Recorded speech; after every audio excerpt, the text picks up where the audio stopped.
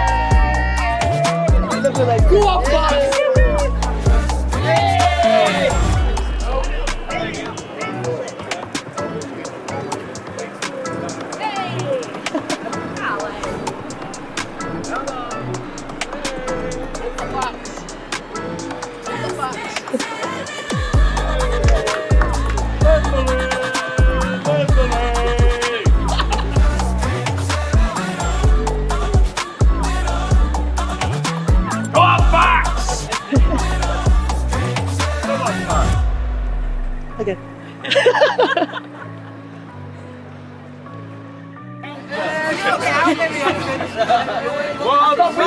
have to smile. You do? We're on fun, boss. Help, come! 5, 7. Whoa, man down with a keeler. We got a keeler. I think it was pretty relaxed from what I can remember.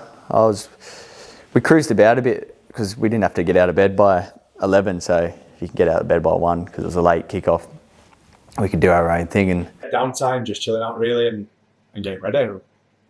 Big company come around pretty quick, to be fair. Generally the day doesn't drag of the big days. It's like a wedding doesn't seem to drag. All of a sudden it's midnight and everyone's absolutely blind out. It flew pretty fast, to be fair.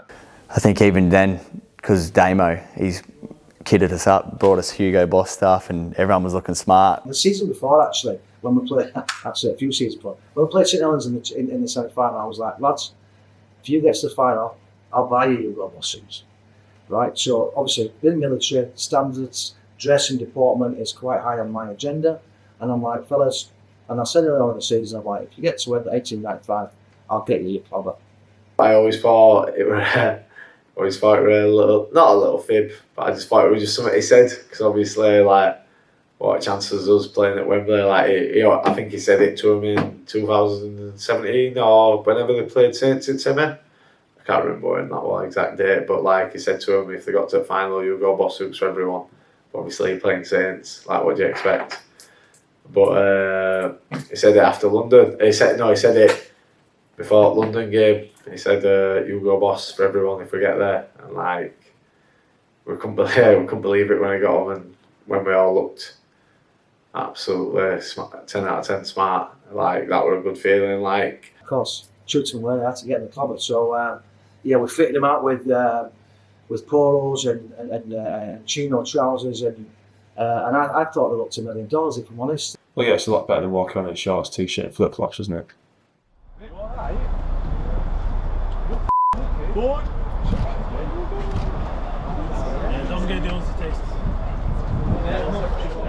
Yeah, look, it was obviously a running joke, obviously, but being Halifax, we normally rock up in tracksuits and stuff like that, but Damo done a real good thing. He sorted us all out with Hugo Boss chinos and polos, I think, so we felt like as one together, and felt really good, obviously, getting on the bus to go to Wembley.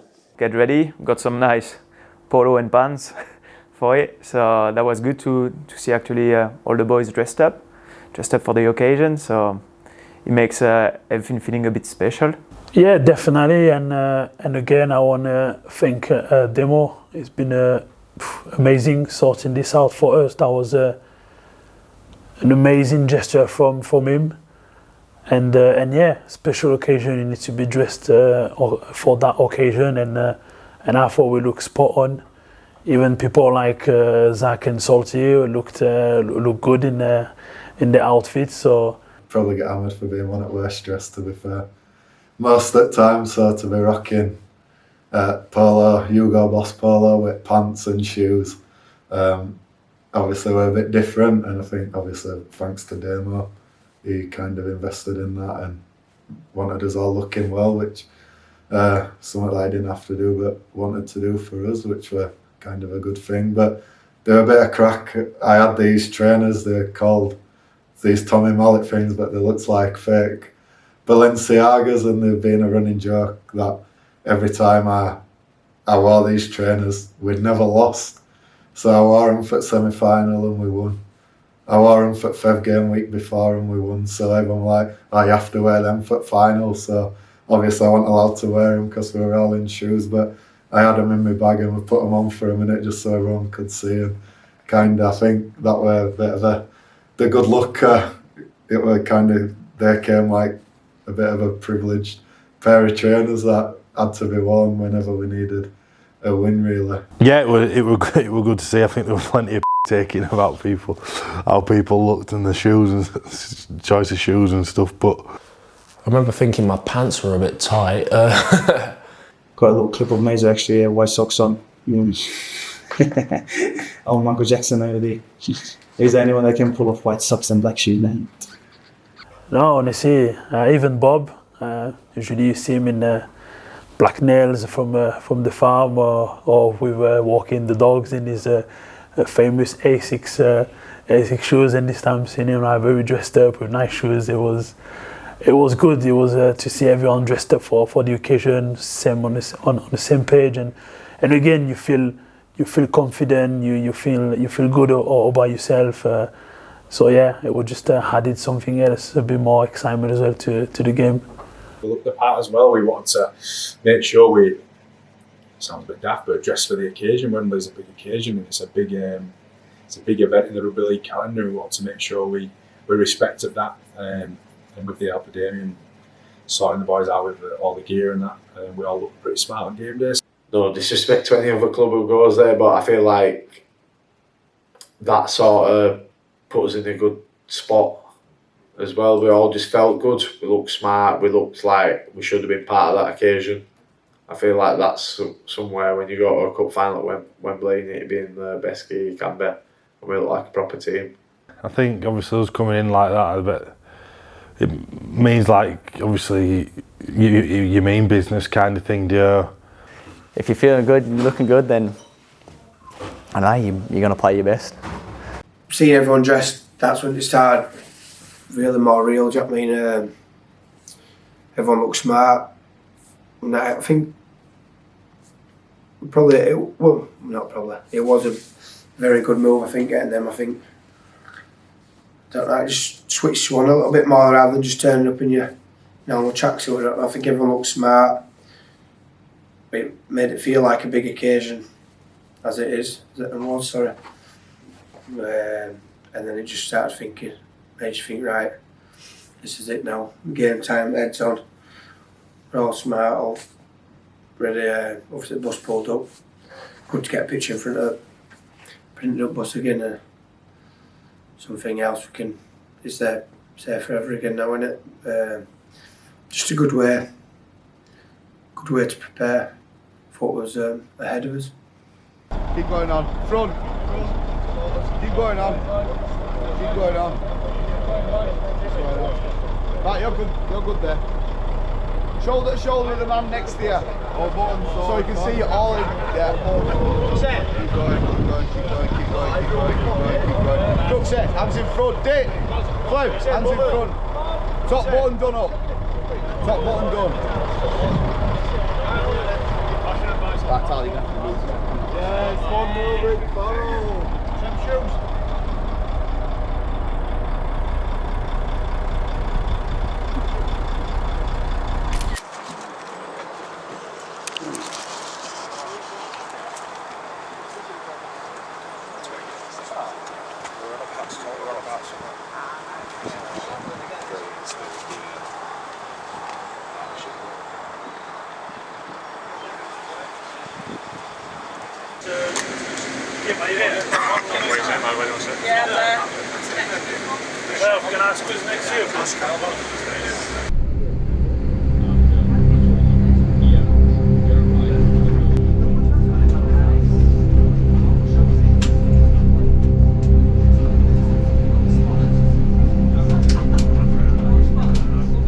It was pretty relaxed. I think everyone was just wanting to get there.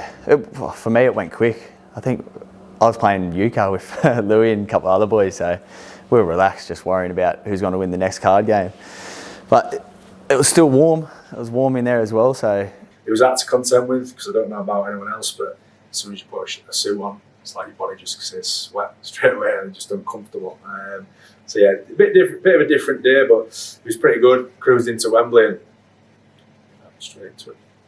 Obviously the nerves and stuff you start thinking about it, and it's not a really long journey, so you knew as soon as we got on we'd probably be getting off in the next 20 minutes. Everyone got on the bus. I remember talking to Zach actually, because he was like so nervous. We wear these like whoop bands or whatever, and like it tracks your heart rate, and he was like, I don't know what's going on with mine, it's all up and down like that, and he's like just so nervous, bless him. You can see what it meant to him.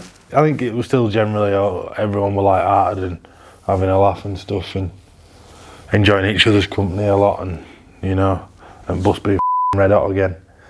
So yeah, no, it were a good trip, a steady little trip anyway. Yeah, the Wembley Arch was the first thing to get seen. I think someone spotted that, and then that just got feelings rumbling, and you could feel it on the bus. Everything just lifted. And they could run into Wembley, didn't they? All the fans at either side of the bus, that were good. It was quiet. I think everyone was sort of just taking it all in and stuff. And then I remember we had a car take us in. I remember going down the road, and we got to the street of Wembley, and there was a street full of Fax fans. Coming down towards Wembley Way and seeing all Fax fans walking in, and not actually realising how many had made the trip down, to be fair. And realising that we were going to be obviously going to play at Wembley. It was a once in a lifetime experience, and one we were taking in. I think a lot of the Halifax supporters must have just shown up as we pulled in. There was traffic, there was a bad accident on the way, so. Obviously people were delayed. We've seen Leigh fans walking around thinking, hey, why aren't they in? Are they not watching the team? But then obviously you realise they've been stuck in traffic all day, and they're probably lucky that they got there for as early as they did. But I think for us, obviously, the Halifax fans buses had just got there just before we arrived, and to see all blue and white as we turned up, it kind of give you that buzz, give you that energy, spurred you on a little bit, a bit of pride in kind of what we were there and who we were doing it for, not only for ourselves. But for the fans, and to see them, all the fans who made the effort and turned out in numbers and travelled all that way, and to see them not just in the stand but as we were going in, give you that bit of a homely feeling, and kind of, yeah, this is where we should be and we're ready to do this.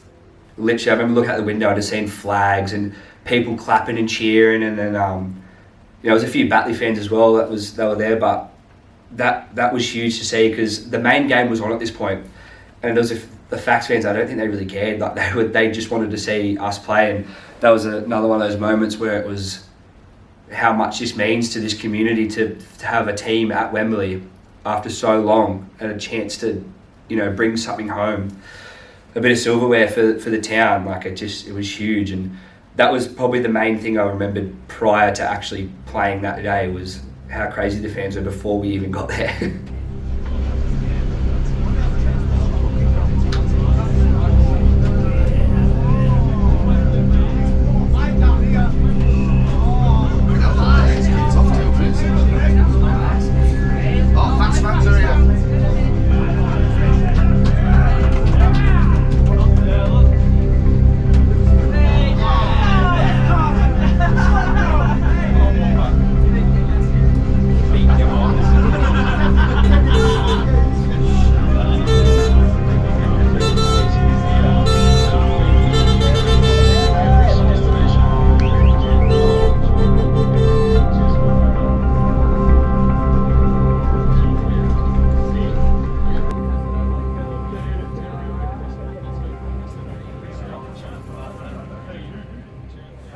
Loads of fans, loads of Halifax fans walking, because see the Challenge Cup already started, and all you could see was blue and white fans. So that was really, really good to see. And again, it was starting. I did some emotion things happening down your belly, and just like a shoot of adrenaline, wanted like to be there. They were just blue and white shirts walking up and down everywhere, and we just thought Halifax was taking over Wembley at that point. We thought we were going to have like 60,000 in the stadium.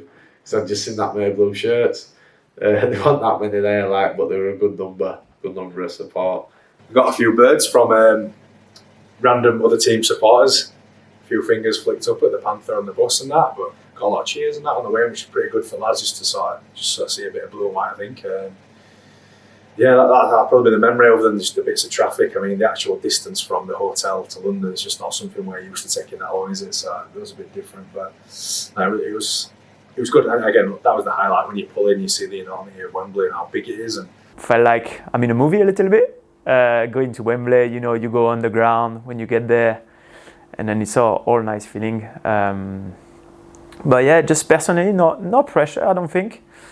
I got it the day before, told you when I see the ground, but after I try to be cool now. I used to be stressed about everything before, and now I can manage that a bit more, and I think he paid in the end, yeah. Yeah, that's what I remember. And after in the tunnel, going down, arriving in changing room and going start in the stand, and you see like it was like jam packed, and it was just, yeah, you're like, wow, this is it. That's going to happen. Here we are. And when they arrived and they got off the bus and they went out pitch side, it was this lot. This lot mean business. Well,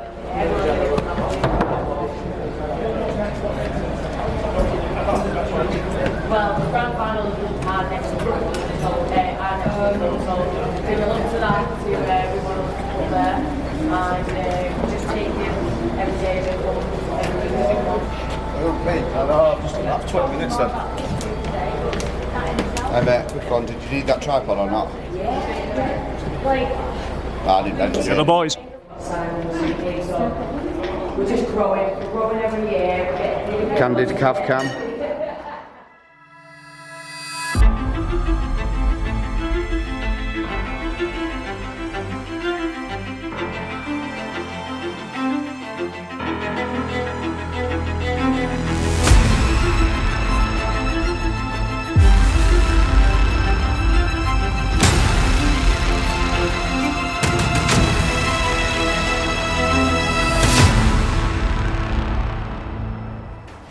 How did it get out? Anyone on pitch side? We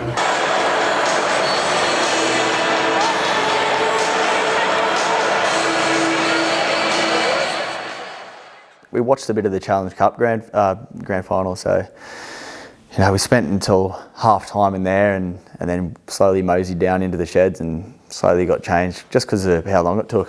Plus it went into extra time, it just added that extra 20 minutes and because they had to celebrate there a bit. And I was pretty much ready to go out, all us 5 backs ready to go out, and they've kicked the field goal or whatever they did or levelled it up just before full time.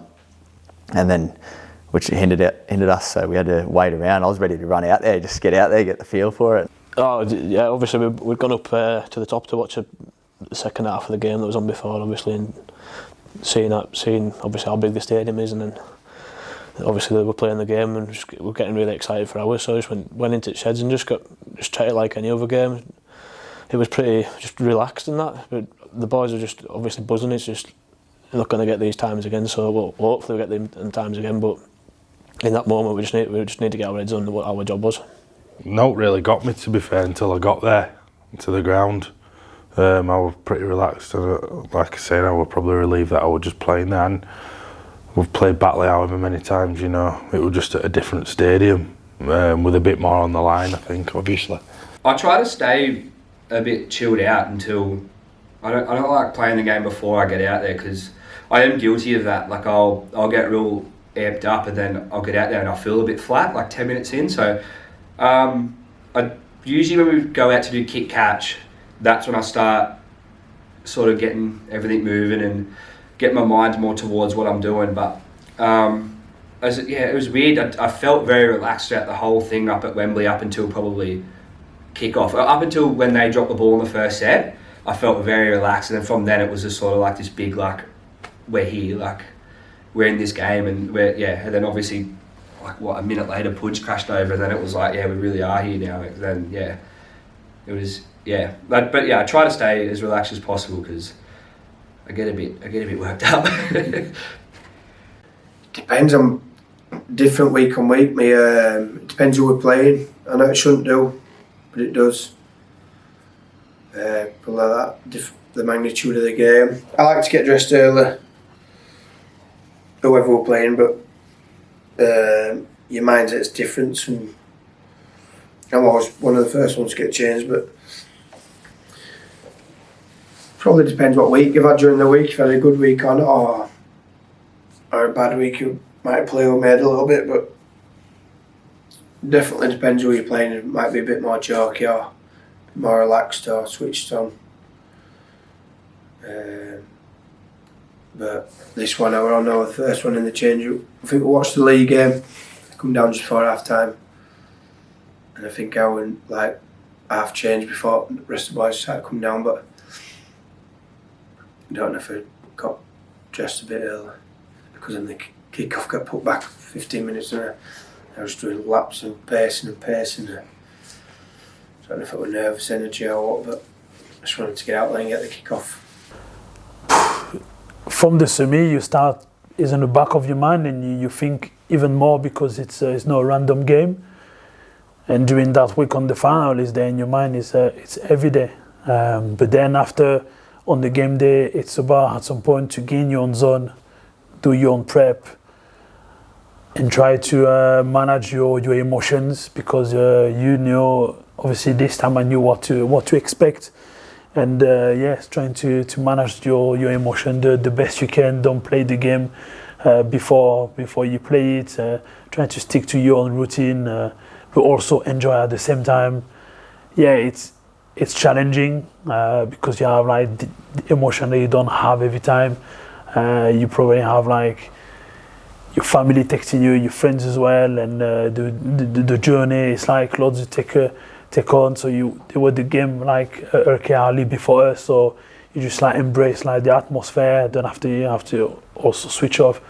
Now how you're gonna play next? So it was lots of emotion, but positive emotions. It was just an amazing day. And then, like I said, this time I was just like memorizing and just observing everything, really taking everything in.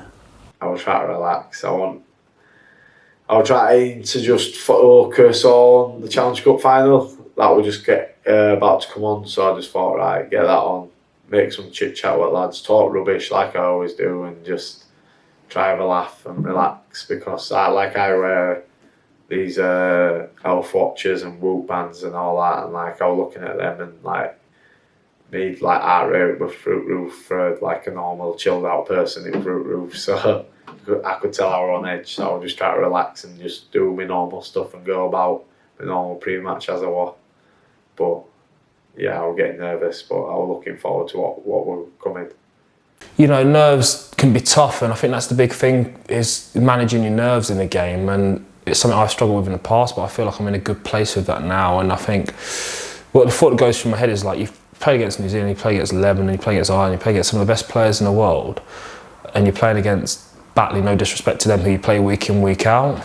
Just approach it as a game like that. Yes, there's a lot on the line, but why should that affect your performance? So that's the way I kind of look at it, and it's quite a, you could call it like logical or emotionless way, but that's what I have to do to try to perform my best. The minute I start overthinking things and like let nerves creep in, and that's when, I don't know, you can start second guessing the decisions you make. And playing in the position I was playing, I couldn't afford to do that. I had to be confident in everything I did and just kind of try and do what I do best, and that's just play rugby. So yeah. I think there was a bit of a delay in the Challenge Cup game, so everybody was a bit like, not on edge, you know, just a bit like just ready to get out there. But yeah, definitely we were calm. I remember Salty, I think when Lee won, he kind of mumbled something out, but everybody heard because everyone just went quiet at the time. And it was like, they're not the only big cats that's going to win today at Wembley. You know, and it kind of fired us all up, and we're like, right, let's go. And just went out. Yeah, that's something that stuck in my head for a while, actually. We were trying to make sure everyone was relaxed. I was calm personally, and a few others were pretty much calm, but yeah, just to keep them relaxed before probably biggest game of some people's career. As a player, I was always pretty chilled, really, and there comes a time before a game when the messing around stops, and that I probably left it until right that moment when I was playing. Got older, probably a little bit later. You have your little groups in the room. There's this ones who are quiet with earphones in their own world. There's ones who are just quite content in a quiet spot. Then you've got your others who just mess around. I think that's how they deal with their nerves, I suppose. I was probably in that gang until I got older, but as a coach, no, I think it don't really. It's a really, to be fair, I said it goes fast. The hour before kickoff is pretty slow. Just waiting to get going because there's not I can do really. There's nothing for me to do. The kitmen have done their job. Boys are getting ready. Warm up. I normally speak to the boys before warm up. A couple of one-on-one chats in and around when they're getting ready, but yeah, a few words.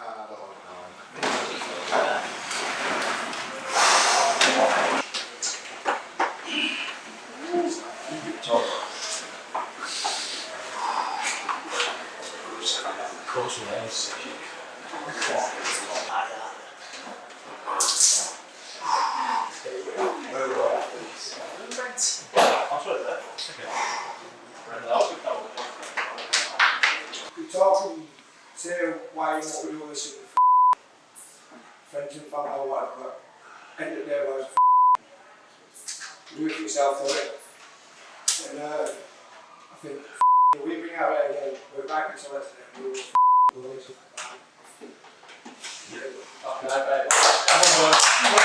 There are a few footballers out there, so if we need an extra second, don't rush. especially with these brothers in Italy, they're okay. Yeah. Take your time, them off. Yeah. Why do switch on back out there, and then the bars on just throw that in out nowhere. No leg ups, boys.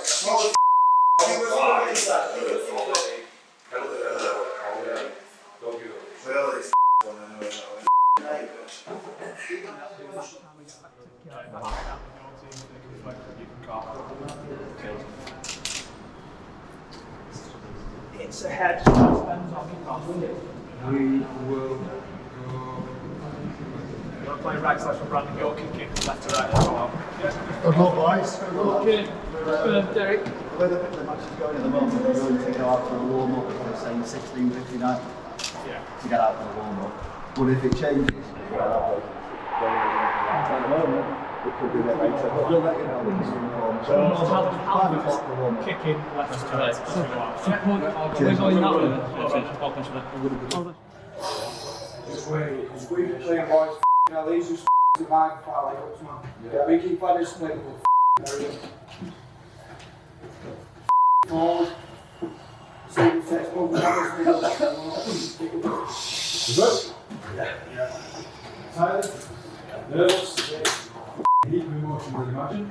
You said it already, boys, talking to them. I'm really proud to be part of this group. I know you lot are. Just between now and the kickoff, obviously, I need small talks off about what we're going to do. Discipline, as you said, really important. You ain't from 10 bit controlling that and building this game faster. Just have to have that great goal. The important time between now and kickoff is about your why. Yeah? About last night, think about your mates, why and what it means to them. Who they're representing and who they're doing for. And I thought, one basket last night to close.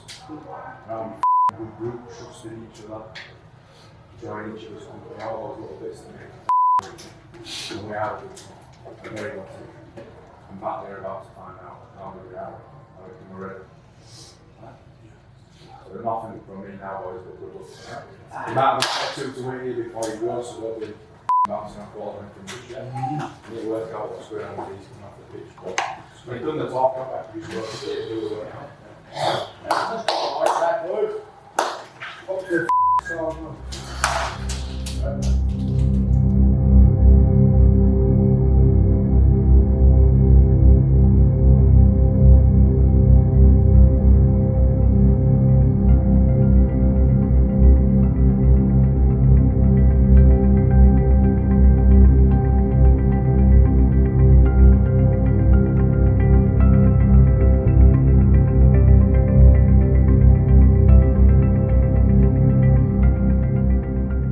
He didn't have much thing to say. I think he was like, Simon is a man of a few words. And just saying like, okay, now it's our turn now to make it happen. But obviously the kickoff been delayed, so he was like trying to tell us to stay focused and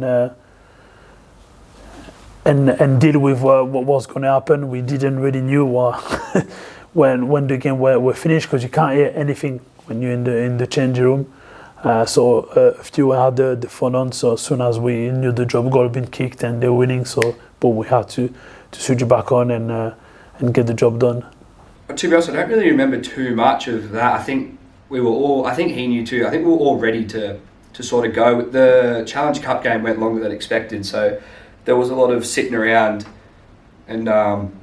Everyone was a bit antsy. You could tell Grixie was like getting excited, and he's a very relaxed guy. To see him like getting excited too, it was like, you know, everyone was just trying to keep the nerves under control. But it was pretty calm. It was, his message was pretty clear. It was just, you know, we done everything we need to do. Let's just go out there and do it. Don't be overwhelmed by the occasion. It's just another game, and you know, we've done everything we can to this point. So just trust that that's enough. And it felt like we all genuinely believed that too. Like no one was yelling or yahooing. It was just let's get out there and just get the job done. I don't remember much of what Simon said, to be honest, but I think we had an echo that the theme was like, and Salty mentioned it was kind of just ride your bike. We used to just say, you play rugby league every week, just play rugby. Do you know what I mean? Remember the game plan. Remember what we were trying to do to them, and just ride your bike, turn up, play rugby.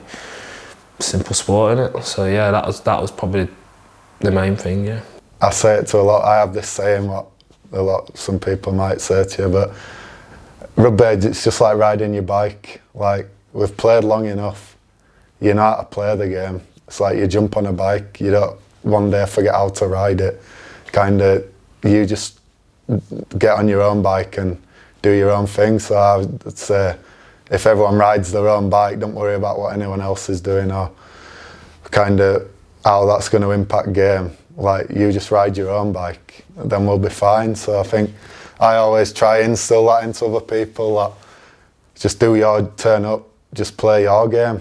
And I think for me, I just treat it as another game. Yeah, you're playing at a different venue, yeah, it's the cup final, but rugby's rugby. I didn't think he said much about the game, because we kind of spoke about the game and our game plan ourselves. And I think one thing I do remember him saying is like, you know, enjoy the occasion, and because it's going to go so fast. Yeah, with the hype and everything, like the game itself, it will go as quick as, you know, getting here was. So that's one thing I took from him, is just enjoying and being present in what we're doing, and just enjoying every moment of that day. Just enjoy it. He talked us through. He's been to some final. Obviously, Simon was a great player, so he missed some, he won some, he lose some. So he know what it is in every position. So I think he helped a few of the boys in that case. For me personally, it was just more of enjoy the week, enjoying every moment, every training session, even every drop ball I made at training. Enjoy everything of it. But yeah, he just built it up nicely. I think didn't put any extra pressure on us. Just let the game flow our way, and as long as we win the game, we know we got the quality player to win it in the end. Obviously, he just talked to us about the game plan, what we had and what we needed to do to win the game. And obviously told us that we're more than capable of doing that, you know, just play how we play, worry about ourselves, don't worry about Batley, and he said we will get the win, you know. It wasn't very much different. It really wasn't. I think they did try to make it that, so we weren't playing the game before we got there. I think it was more just we knew what worked, and we just continued to do that. And obviously, you know, Batley, the team were versing. I think we knew exactly what they were going to do, but the thing was, no matter how much you know they're going to do it, it's still very hard to play against because they're very good at what they do. And I think the focus was on not so much them, but it was on, all right, they have to worry about us and what we're going to do. And you know, I think Grixie that whole week sort of put us in the mentality of this is going to be a slog. It's not going to be we're not going to go out there and win by 30. It's going to be one of those games where you've really got to earn that win. And obviously the occasion makes it that as well, but the team will verse. And it didn't really hit me that it was such a big occasion until sort of obviously seeing the fans leaving and stuff like that. But I think the staff did a really good job at, you know, sort of not downplaying it, but keeping us in check to, you know, it is a game of rugby league, and we've done it 1,000 times before just because of the occasion. Don't sort of get ahead of ourselves, and I guess it worked. So can't really fault the mentality leading up to it. Not a clue, mate. I ain't got a clue. Probably said something like enjoy it for what it is. I don't need to say much more. Just do your jobs and you'll be fine. Which it probably would have been somewhere around that, because I can imagine it's like, in it you think a cup final, I've got to do this, or I have to do that, I've got to do this, it's a big game, so I need to do something special, or I've got to do this different because we're playing Batley, or I've got to do this different because we're playing at Wembley. But it's just another game at the end of the day. Once you start playing, like I said, once the whistle goes, my attitude changes, how I feel and everything like that. So once we start playing, I won't play at Wembley anymore, we're just playing a game of rugby. And that's how you feel, and that's how it did feel. The occasion goes and you sort of just forget everything around you. It's like when you're warming up and you've just come out of pre-season, you're playing first league game, it's absolutely belting it down sideways, it's -1, and you're playing Barrow away and you're like, wow, this is absolutely freezing, I don't want to play, it's cold and horrible. But then once whistle goes, you make one tackle, you forget that it's cold, you forget everything what's going on because you're playing rugby, and that's what you're concentrated on. You're concentrated on winning, and that's what Wembley were. Yeah, we're at Wembley, right, we've kicked off, right, I'm just playing a game of rugby. Yeah, there's a few things. I suppose it's sort of bullet points before a game, because they've had it all week. They've prepped for it. They've had more of my voice in the week. They don't necessarily need a heap of it on the weekend. It's just sort of snapshot reminders, really, of what to expect from them. But I think for us, I can't remember my words. I'm never good at it because I get a text after an interview. Like my cousin texted me actually after the Wembley game. I was on the bus on the way back, just saying, "I watched your interview. Really good. You come across really well." And I've had that. I'm just not trying to put my own ties up here, but I've heard that from people, and I always get paranoid straight away thinking, "What have I said here?" Because I can never remember. But I think I remember saying before the game, basically, I ain't got much for you boys. Like I've done all my chat. I just want to remind you of this. And it's just more about trusting each other and being the teammate you want. You're in the trenches when it's tough and your heart's beating out of your chest.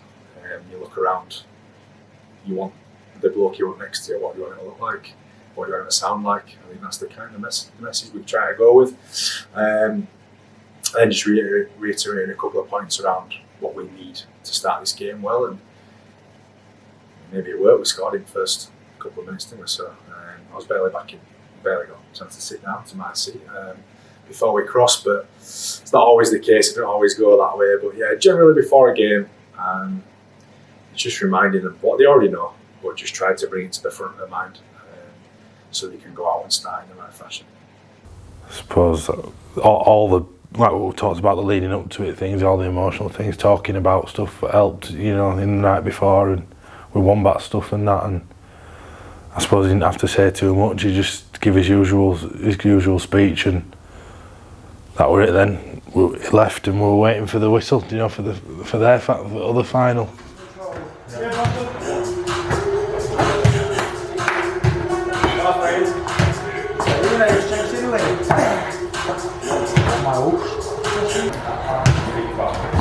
Everyone talks about grinding away.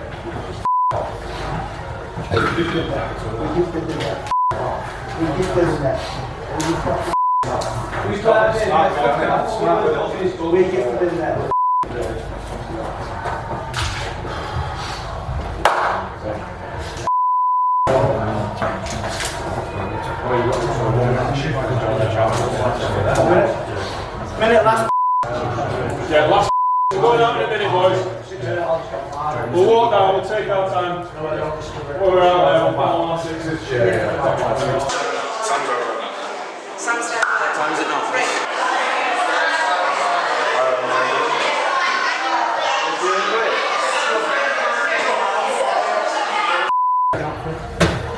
Meadows right foot, outside back, dominate outside back to Gardens, boys.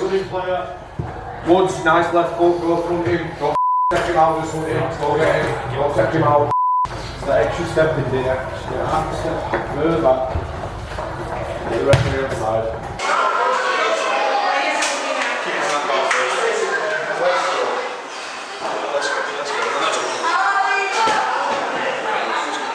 Yeah, let's get him. Do you want to walk? I think they've already got them there. Let's get these out. Wembley. 5 minutes. Right. Are we on? No, you've got a couple of minutes back to just starting. Where are we at?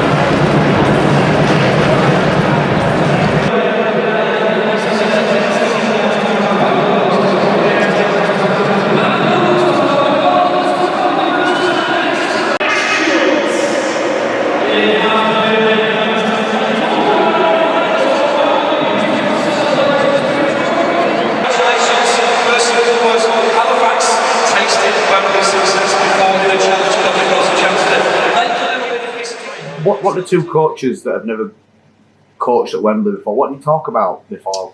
We just sort of spoke about the build up to it. Craig had made a few points in the press before about how little airtime we got, which I understand it in the sense that Betfred sponsor the women's and the men's, and AB Sundecks sponsors the 895. So I understand Betfred are leading the party really, and that's how they go with it. But it's quite right. I mean, it's not just big for the women or the Super League sides that are playing; it's big for these lads as well. And I had a little bit of a natter about that.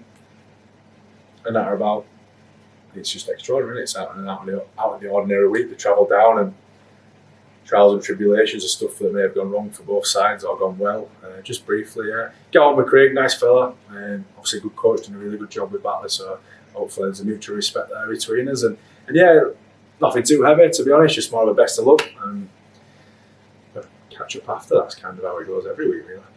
You start talking in your groups, and you've already been through your game plan several times, and you start talking in your groups and getting together about what you're going to do and how you're going to go about things. And then obviously you go out into warm up and you're still going through stuff, chatting, small talk and all that. So you could tell people were thinking about what's going on rather than just just going through like the game day warm up kind of thing. There was loads of people going on in their head. You can tell because not a single person said a word until I think when we had to in the warm up, when things got like a bit heated in the warm up, then people started speaking, and I think by then we realised, right, this place is that loud and that big. You need to scream. You need to scream. You need to relay calls. You need to do this, do that. And that was more the chat that was happening, without trying to lose yourself in the occasion and what was happening. And that really good warm up, I think.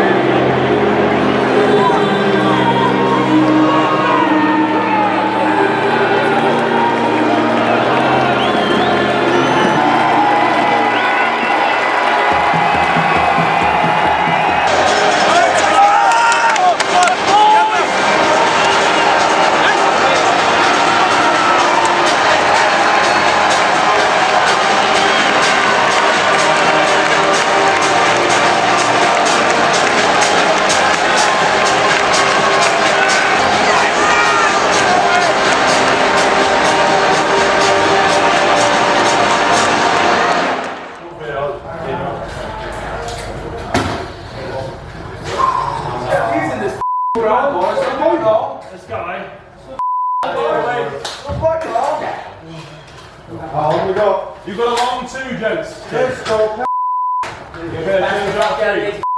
Listen, boys, a lot of energy and emotion in this room, isn't there? Let's use it to the benefit of our team. Use it wisely. Be present, boys. Don't let this moment go away. Everything we do, be present. Different office, lads. On the note, boys, enjoy it. Remember, stay in the moment. Yeah? That's it, be present. Remember his words.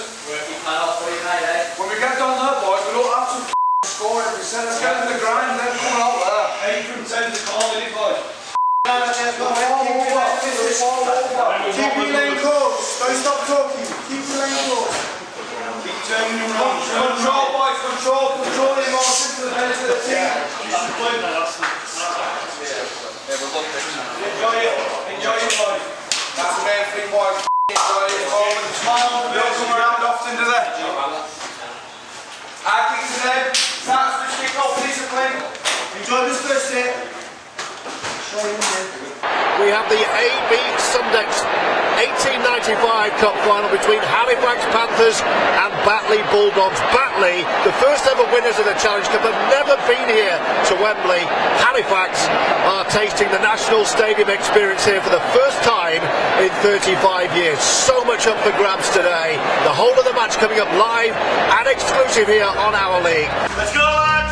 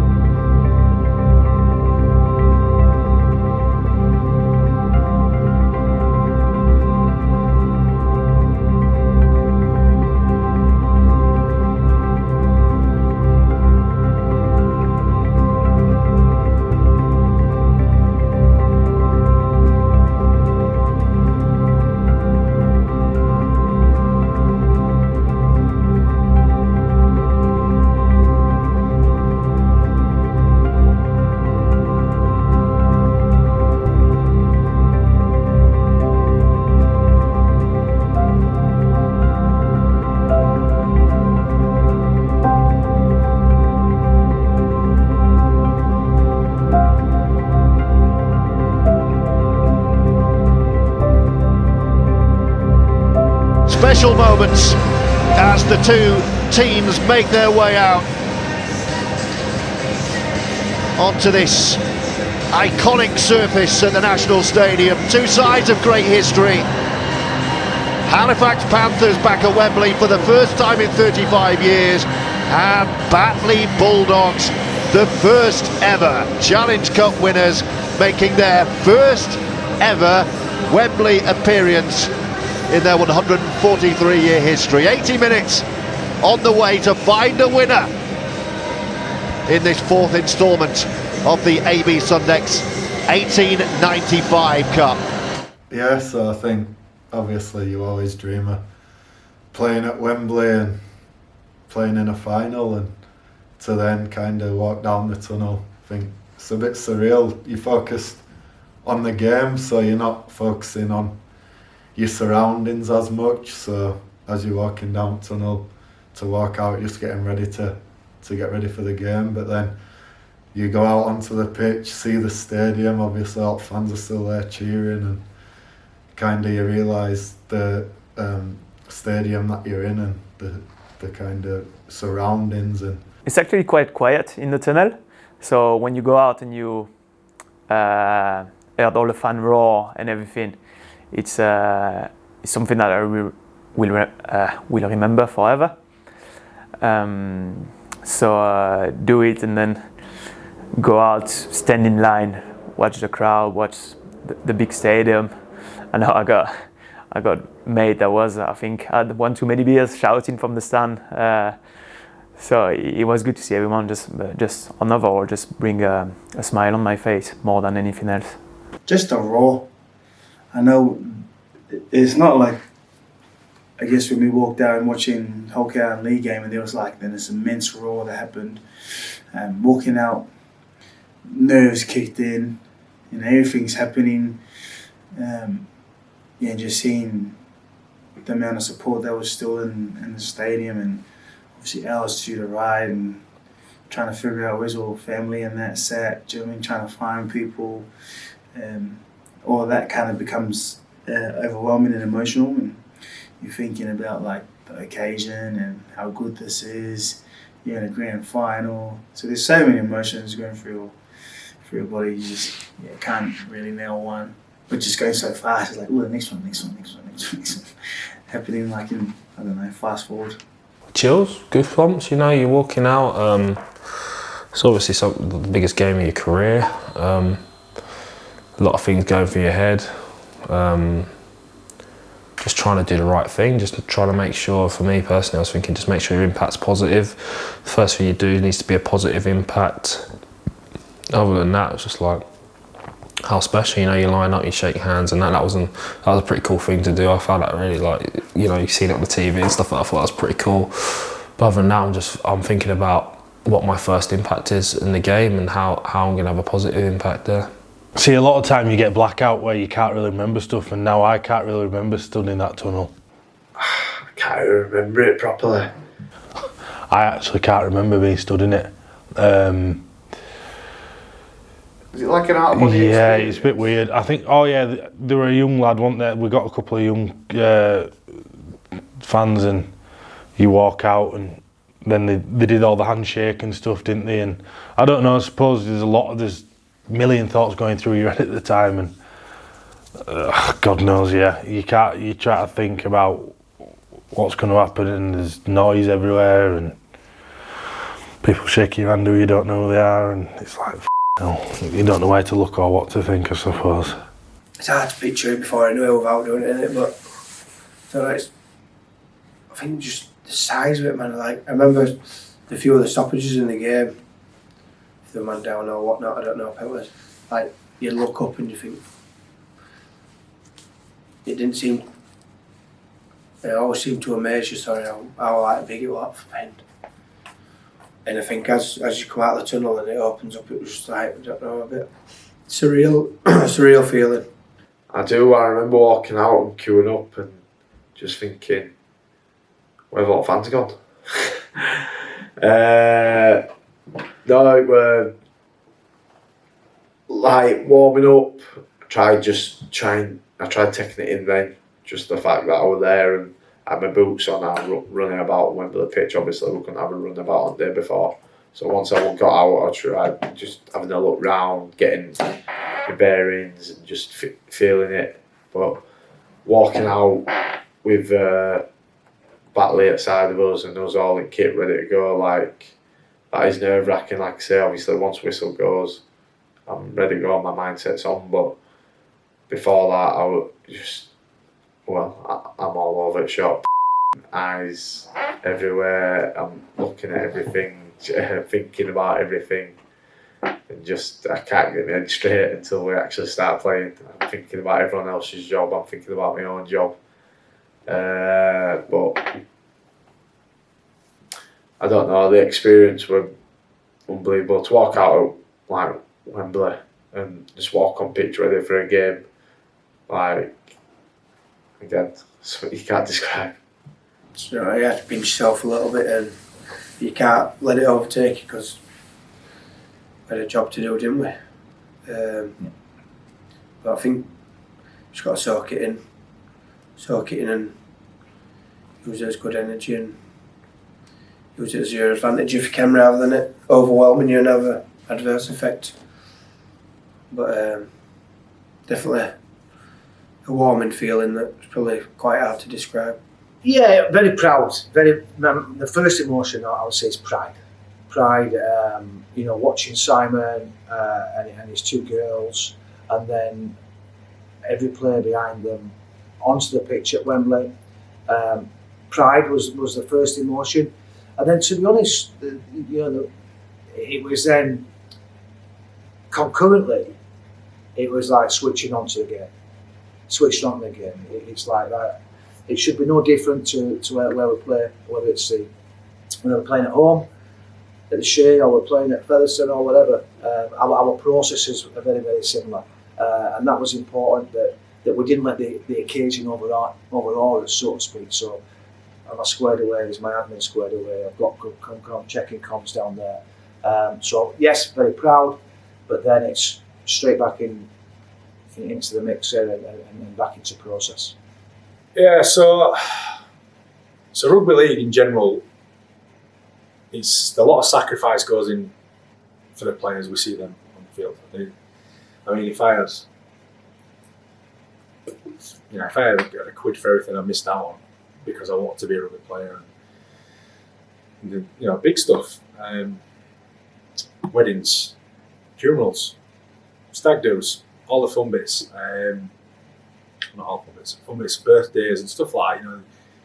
It sounds like a little thing, but when you're in it a long time, you do give up a lot. And your mates go for a beer on Saturday night to do something or whatever. You're playing Sunday, you give that up. And I know it's a small price to pay to have a career in sport. It's brilliant, and I absolutely don't regret that. But also on top of that, you've got families give up a hell of a lot as well. So for every wedding I ain't gone to, well, that means my missus might not have gone to it, or the lads miss out on birthdays, the training, all these little bits. And part-time is kind of amplified because they've got the 40-hour week of work, which is then backed up with the time they put into rugby, and then them sacrifices.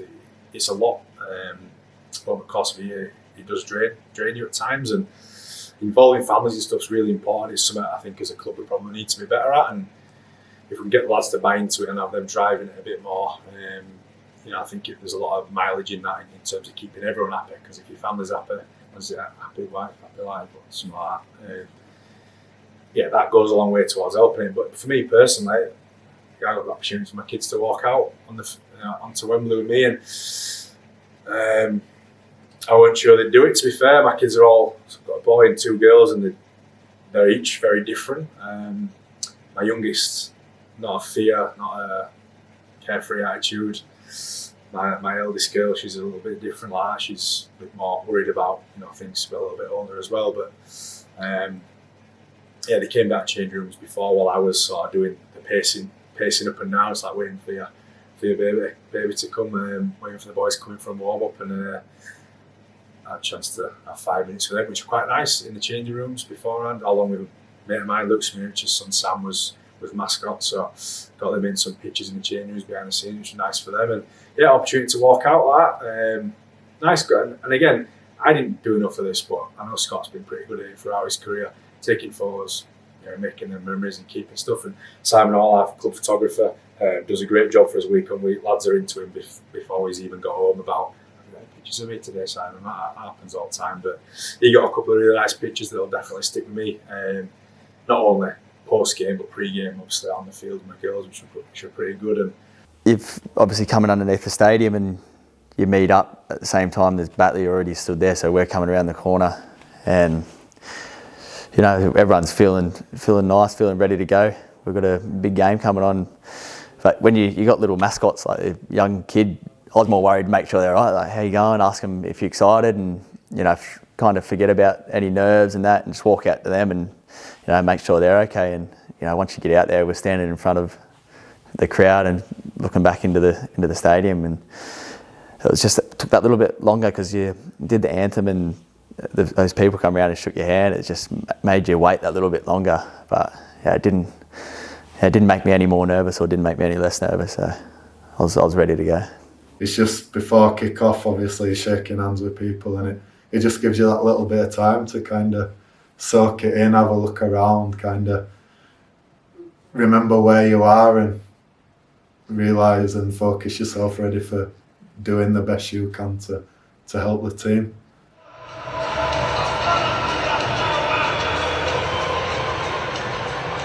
The players disperse and these two old foes go toe to toe on the biggest stage. It's Batley Bulldogs or Halifax Panthers to take home the prize.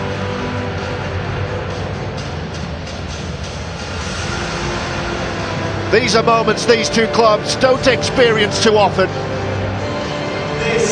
The fans have travelled in number from these two famous old rugby league locations, and Louis Dufresne will get us underway.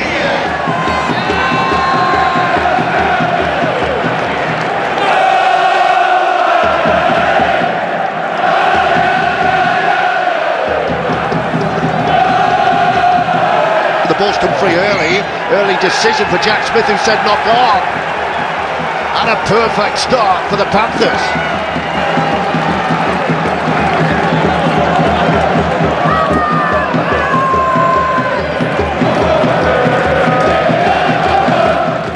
We were set out to the left, and I think we identified that they had like an aggressive edge there, and there was a lot of space. So I remember just being set up for like a shift off Woody. I was on the bench. I watched it from the bench. I think we had it was the moment before that resonates with me almost, just because we had a good start. I think it was tackle 2, we forced an error, get the ball back, and I think 2 plays before Pudge scored, we could have had their pants down and scored then. I think we moved the ball before and then we came back middle. I guess I was probably shouting for the ball. Pudge probably didn't heard me. I was just by him. I can't remember if I'd called something. I can't remember. I just remember him picking the ball up and there just a gap appeared. I can't remember who carried it in, but I do remember thinking, surely he's scooting here. Like I think one of the markers just flipped to opposite side, and the gap looked absolutely massive. I was just like, hey, why have they done that? I couldn't believe my luck, really. I just thought, I think it was Manu, there was the marker, and Manu, I just seen him, and I looked that way, I seen him in the corner of my eye, there was a little metre space, and I thought, why is he left that this early on in the game? And I had a look, and I just knew as soon as he played the ball, I was just going to go. And then that little madhead just stuck his head down. One of the worst players, one of the worst hookers at scooting in the world. Like, he stands up, then runs forward instead of just diving. But it worked that day, thank God. We always take mick out of him for his attempts at scoring tries from 9. He doesn't get low and barge over, he kind of stands up, and because he's pretty strong, he ends up wriggling free, and sometimes he gets ball down, which baffles a few of us. But for him to kind of get that first try a couple of minutes into the game and settle everyone down, I think it were a special moment. Yeah, I remember looking, thinking, I hope he's going here, and Pudge did what Pudge did and stood up and dived over. I missed him actually put the ball down, but I just heard everyone roar, and I looked in and I was like, there's no way, he's just gotten over. Then sprinted in, and he's obviously thrown the ball into the crowd, and obviously I don't think he's a good liar, so I knew he'd scored the try, then sprinted in, and in front of the crowd too. Like, you couldn't pick a better spot to score, really. And I didn't even really see him score. I just noticed him running off, celebrating. And obviously I just took my knee because I didn't really have it in me to celebrate at that time because my head was pouring with blood. I can just remember him running across back at sticks, jumping about, celebrating, throwing his arms up to the fans, which he don't usually do, Brandon. He usually puts it down and runs back to the centre circle. And you celebrated? I did, yeah. I'm not one to think, but obviously the emotion just got on top of us, and like you say, it's one of the things that I might never do again in my life, and I'm really proud of it. Yeah, score. I mean, we've seen him score numerous tries over years, and I don't think I've ever seen him celebrate once, and you could probably see what that meant to him, and the occasion, everything came out a little bit in an emotional sense there, and I thought it was a really good reward for a tough bloke who's put himself through it for his team. No, it really is a man with no emotions, and seeing him like that means a lot, and that was very proud of it. We're not going to lose today. Like, even if people like Pudge can show emotion, Cav the day before, which were nice to see. So like factors like that, you were like, no, today we're not going to lose. It's impossible. Like I said, because he don't say much, but then see him how he reacted and what it meant to him, and obviously his dad, Big Jace, follows him everywhere, and I spoke to him after and said how proud his dad must have felt on that. Do you know what I mean? How good, he's good time. He's a good guy, Pudge, and got a lot of time for him. Obviously, I think I ran in and jumped on him with a celebration. Pudge giving it to fans and that. You don't see that usually, it was brilliant to see, and it showed the emotion, and what it meant to him. Yeah, that was good. I remember Bob, Matiji, I think, if I remember, they were the closest to him, jumping everywhere. It's good. It's good that it happened to Pudge, and I think if you don't celebrate at Wembley on the cup final, you never celebrate. So that's good that he did it. I think he was pure. He didn't really think about it. He's pure feeling the moment and embracing it, and that's good. That's good because he brings the boys up, and I think he give everyone a boost as well to celebrate in front of the fans and heard everyone shouting and screaming. Yeah, you can see how much it meant to him and everyone else as Simon calls us a bunch of fan pervs, like giving it fans and celebrating with them, because obviously you don't know if you're going to score again or you're going to get any points again. That might have been only try we got as a team at Wembley, but it was good to enjoy it, especially him scoring it within that amount of time and there's fans right there, like that were enjoyable. It were a good moment for the team and for Pudge especially. Yeah, he deserved it the most, I think. The way he's put his body through, the amount of things he's put his body through with injuries and and backing up and sometimes getting needles if there's something no good with him. I couldn't think of a more deserving bloke to score that first try and, just take that pressure off us and, get us right for that. He'll love in that one because he proper celebrated that try. And fair play, he's skipper, first time Wembley, scores first try. Yeah, pretty cool, I reckon. I wonder what he was paying for first try scorer at Wembley. It would have been 100-1 at least. Imagine that. Probably couldn't have wished for a bit of a better start, could we really? Perfect that. Yeah, got us right into the game. Just knowing that you're 6 points up straight away and was probably the best thing about it, and you don't get a better start. So obviously crashing over and straight in front of fans, it was a surreal experience and one that I'll obviously cherish forever.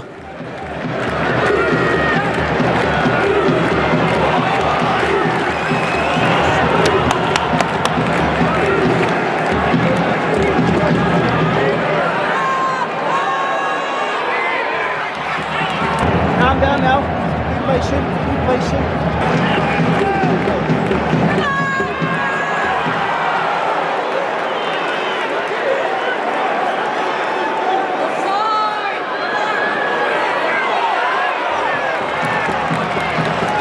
This is the last tackle.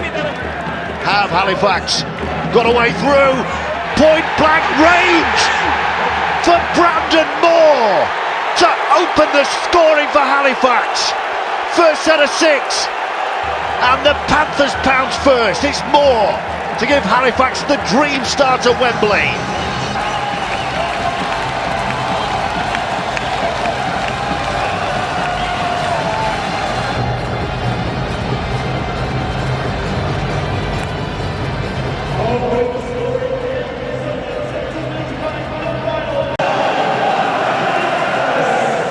It's such a big gap on the try line, isn't it, where Brandon Moore just exposes some really poor numbered defence.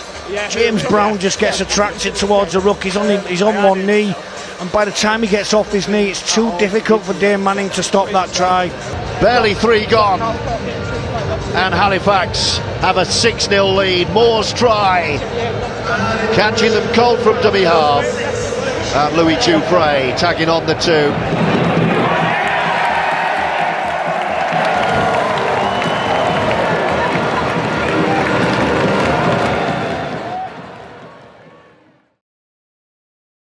Describe Brandon Moore in 3 words. Oh. In 3 words, Brandon Moore. Handsome, tough, and hardworking. I just think he's that bloke he's a leader as well. There's so many words to describe him. Hard worker, lead by example, reliable. Small, angry man. Tough, dwarf, teammate. Brandon, mysterious, sexy. No, I'm only joking. Hard-working, his pudge, relentless, and solid. As 3 words. Mad, grafter, small. Stressed, freak in terms of training, beer. He's too tough for his own good, we'll call that one. He's too tough. He's very dry, very dry sense of humour. And he leads without speaking. So yeah, tough, dry, quiet leader. Tough, quiet, ugly. Tough, leader, legend. Courageous.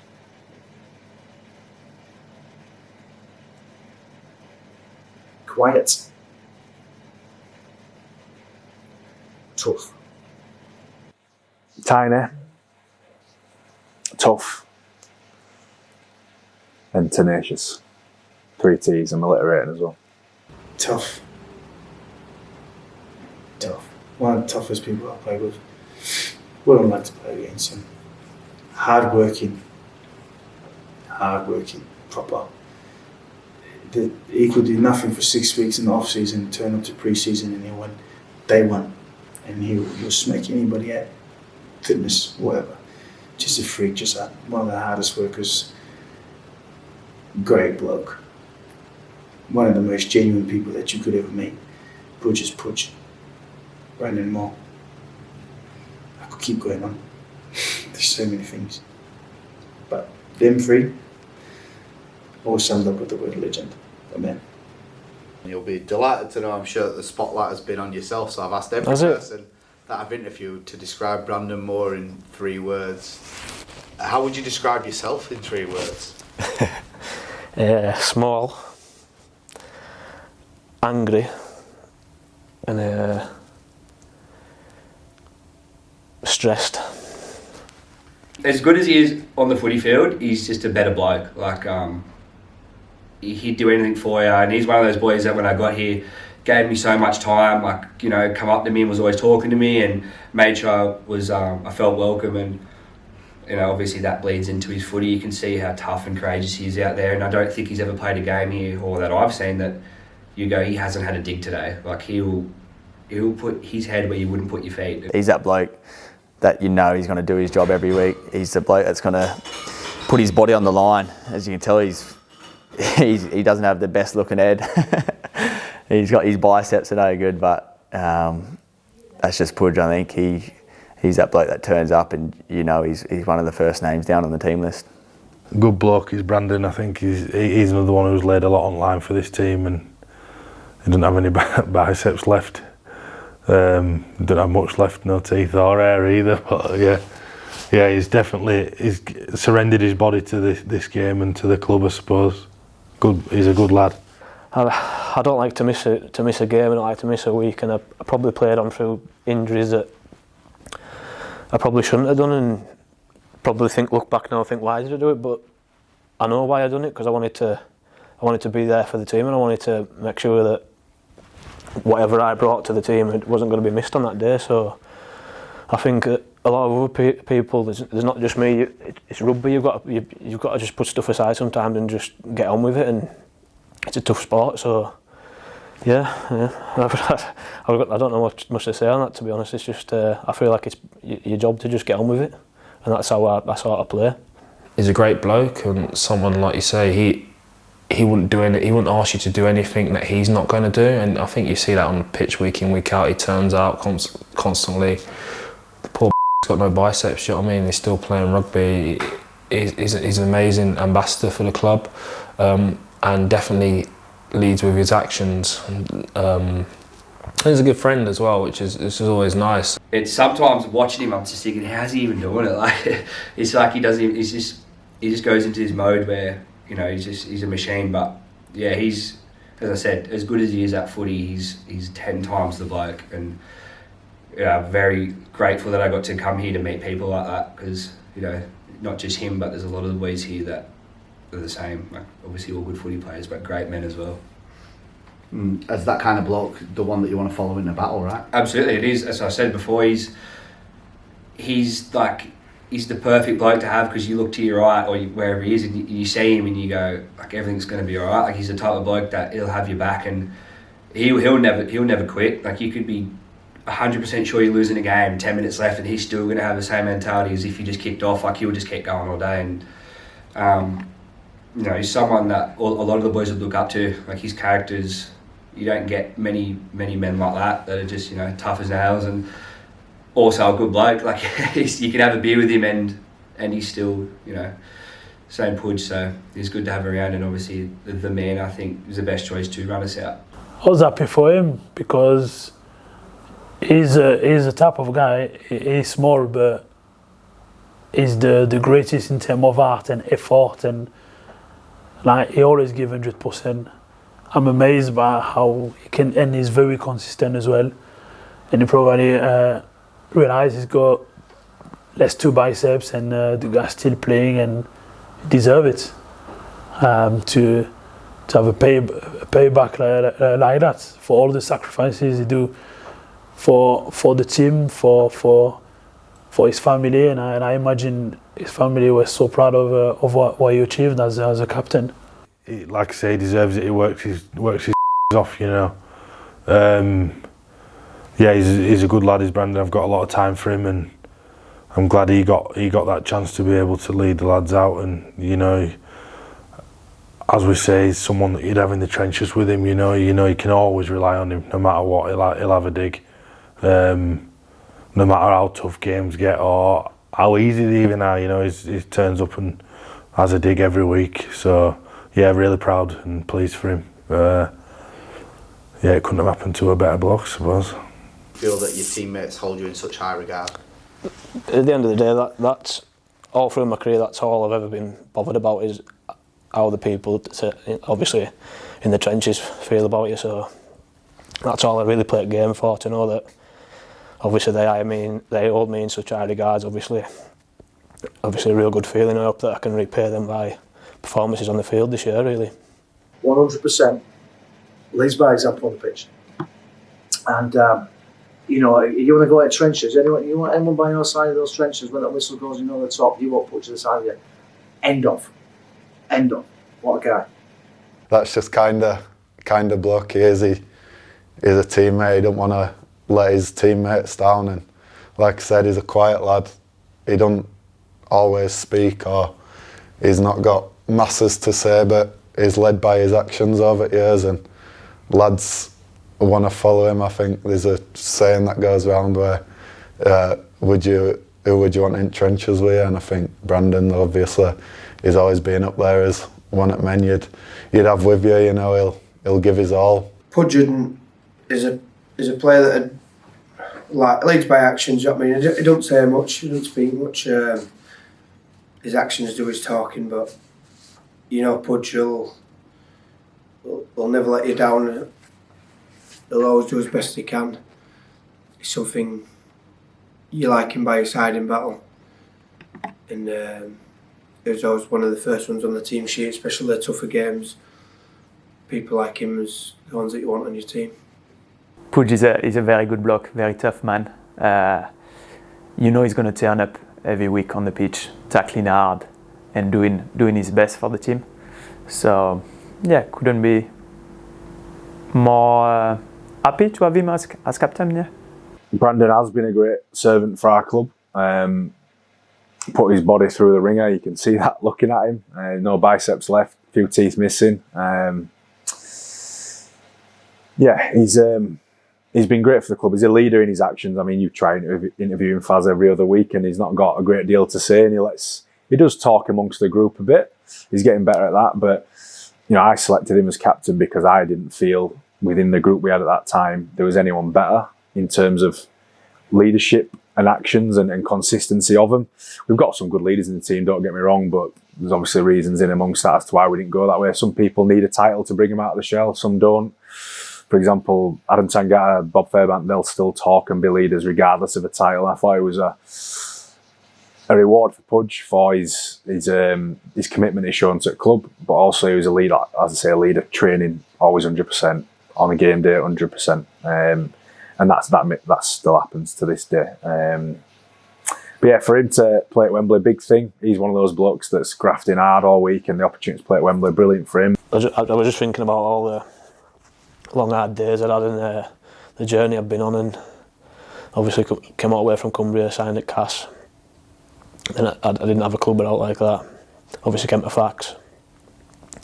And I just threw everything into that, and obviously Simon made me captain, and I think I was 24. I felt like I had the world, like the weight of the world on my shoulders, and obviously I'm not one to speak and stuff like that, so I didn't really understand why or what. I just knew that if I just do my job week in, week out, which it's not flash, it's not anything that maybe people notice, but I like to think that lads in team respect what I do, and I felt like everything led up to that moment, and I was going to be really proud of walking out at Wembley.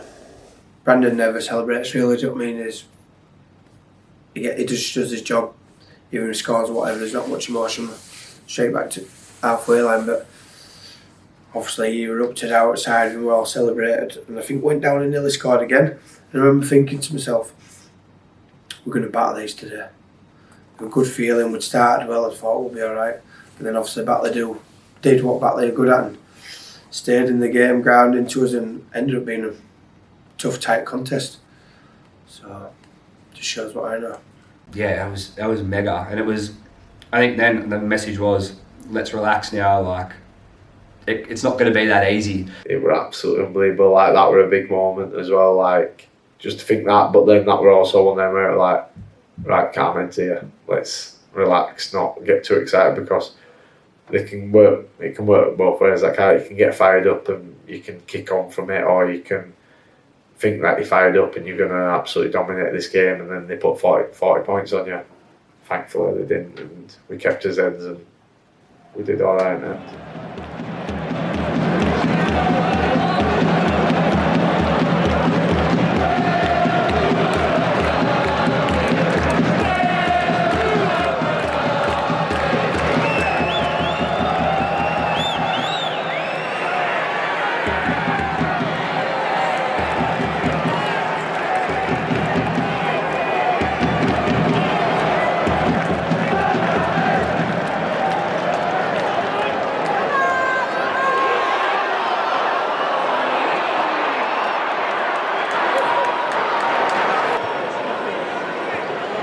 What a chance. Dufresne feeds the scrum and immediately with Woodburn Hall. Walmsley screaming for it. They're almost there. They're over the line. Can't got that ball down for me. There's too many Batley Bulldogs defenders. It was Brandon Pickerskill, almost dragged over the line, but he knew he hadn't got it down. He was almost there though, wasn't he? Here's the try scorer Moore. Attacking a post with Woodburn Hall. No look pass. No way through this time. Colcott is already in the wars. Moore. Woodburn Hall, good step. Super form, isn't he? He was fantastic last week. Really dangerous Victory player. over the Rovers. Moore, short ball. They're going to score again, Halifax. Yes, they are. Kavanagh this time. Oh, he's held up. The fans are celebrating, but Jack Smith says no. It looked for all money. He was over the line. I'm not sure why or what the referee and the near side official have seen here, but I think he should really score, shouldn't he, Kavanagh? Halifax takes 6-0 up, 12th minute of the final, with Moore, the try scorer. Thinking about it once again, goes all the way back to Dufresne. They're going to just set up in front of the sticks with Matty G. Yeah, I think they just got it all wrong there, didn't they? Moore didn't know what Dufresne wanted. Now they're set up for the play. Here we go. Here's Colcott promotes. No way through for Dan Murray. But they can see the line. They can sense try number 2, the Panthers. Moore. Woodburn Hall dabbed it to himself. Batley will deal with this. Pickerskill was there and forces a drop out. The pressure is relentless on this Bulldogs line.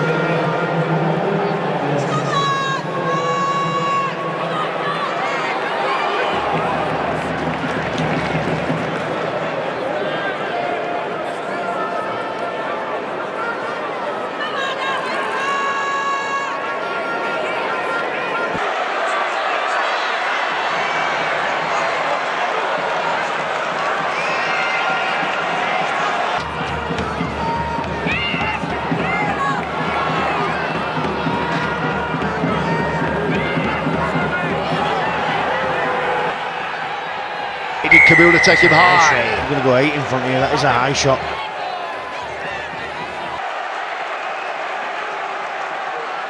And they will take the 2. And Halifax are poised to move 2 scores clear at 8-0.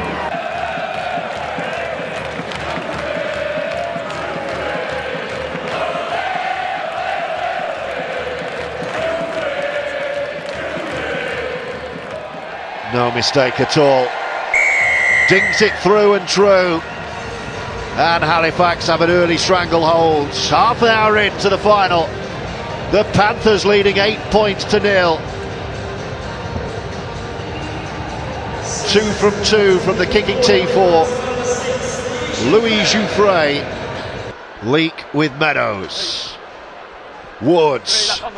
Hooley bouncing off a couple. Running at Jouffre. 5 away with a couple to go. Luke, keep your hands to yourself. Go. Halifax having to defend their line. Early kick towards the sticks. Who's winning the chase? Halifax get there, and it's going to be 6 more from the dropout.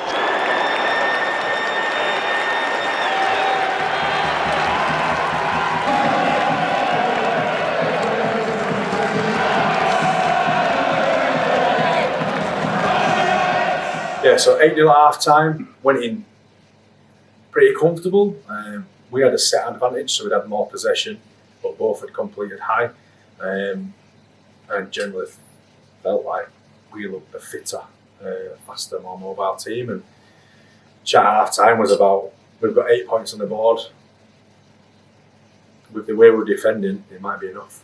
Yeah, atmosphere was good. Not overly confident, not cocky confident. They were confident, and we'd had a good half. We'd completed high, and obviously there was a realisation then if we carry on there, if we still complete high and stick to the plan, then we're going to do all right. And it's always easy to get a little bit ahead of yourself, but the talk in the changing room was of the right tone and the right language. Yeah, it was just that's the perfect game they like to play, and I guess I feel like we had that mentality where it was like we're going to do, like, whatever you throw at us, we're going to one up it and we're going to go back. And it was just the tough stuff. It felt a lot more enjoyable when we were filled with just doing it constantly, and we were happy to defend and we were happy just to get battered for the boys. And I remember going in at half time thinking, like, that's half the job done, and then another 40 minutes and like it's finished, and just sort of soaking that in and trying to bring myself back to sort of sectioning it off, to not think of it as like, we win Wembley or whatever. It was sort of just 40 minutes at a time. And the mood at half time was probably a bit more like energetic than it was before the game, I think, because we were so keen to get out there and finish it. But I think that first half, I think we could have done anything much more than what we did. And I think our defence was probably the best it's been all year, so you could see how much it meant to everyone. We spoke about feeling that if we did that for the first 20 minutes of the second half, that we could keep Batley at bay and really take the energy away from them and come home strong. I've said it, but I at no point in that whole lead up did I feel like we were ever going to lose that game. And that wasn't being arrogant or cocky. I just never envisioned us losing that, and I had no belief whatsoever that we were going to lose it. And just the way we knew how it was going to go, like tries were going to be hard to come by just by the occasion and the team we're versing, and we had the mentality where it was we'll win by 2, we'll win in the last second if we had to. We just sort of stuck to what we trusted, and it was we were going to find a way to win this game. And at half time, I think I don't think they put a point on the board at that point, and they had a few opportunities to do it, and we kept turning them away, and it wasn't like they didn't have opportunities and we weren't under the pump. Like, we were under the pump for a lot of that game, and they probably had a fairer share of attacking the line than we did, and I guess that sort of instilled a bit of confidence as well, knowing that what they were throwing at us, we were handling it and handling it well. And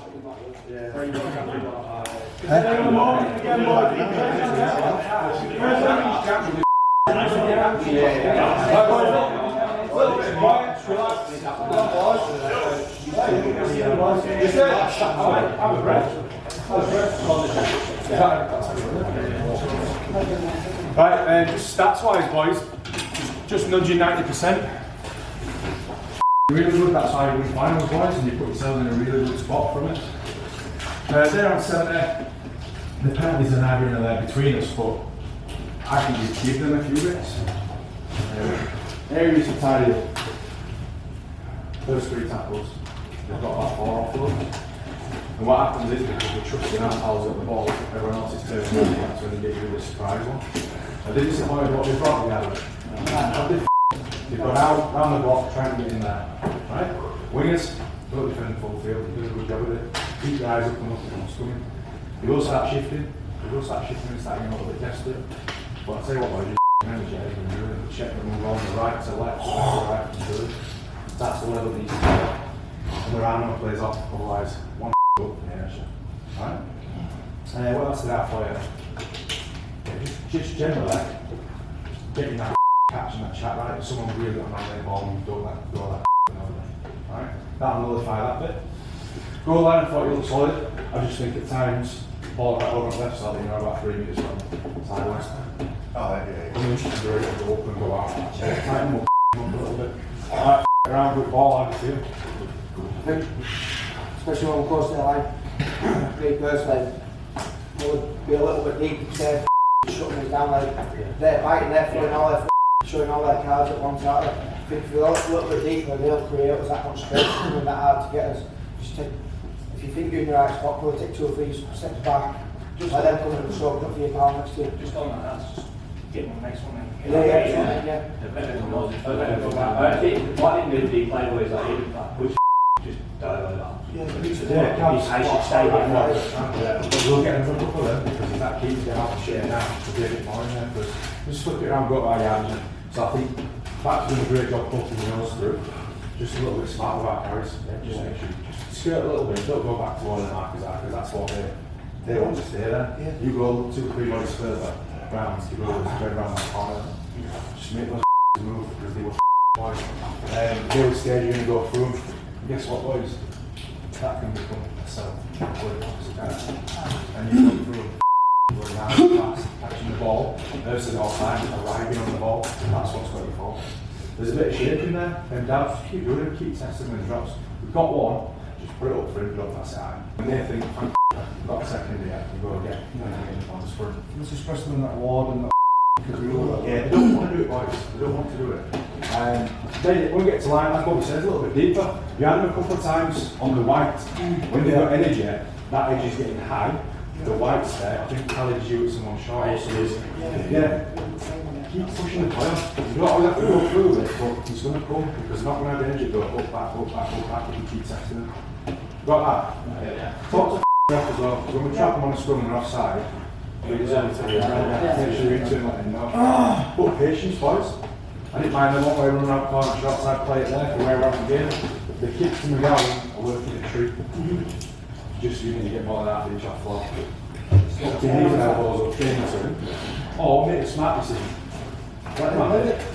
Kick him, you can like 2 minutes off sideline. Put him away in, adjust your position, give him sideline, and he catches. Right? Just a tiny difference will go on there.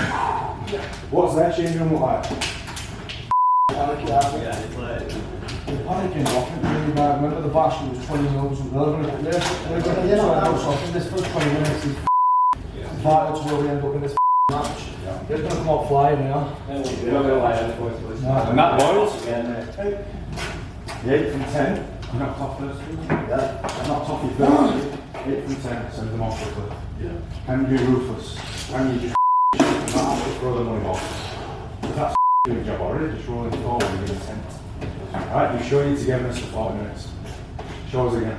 I'm telling you, hair off, but when he's the sword, are the best kickoff Halifax do that. Alright, 1 minute, boys. We'll go 1 minute, silver out. Hey, boys, we've got to win this next 10 minutes to And you just wonder what Craig Lingard has said to his Bulldogs players and how quickly they will heed his intentions to change the destiny of this cup final.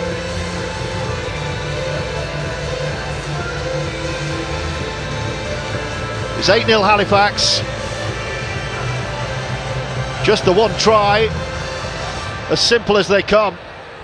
Hooker dummying over, burrowing over from dummy half. And look how early the Bulldogs are out. What does that tell you, Paul? Well, it tells me that the change room's got a little bit steamy, doesn't it? It tells me that there's not any place to hide in there, and Craig Lingard's fired in at his troops and sent them out for the second half. So if I was Halifax, I would play to this, George. I would stay in there as long as possible, and I would wait for the referee or his assistants to come and knock on the door, and then I'd make them knock again.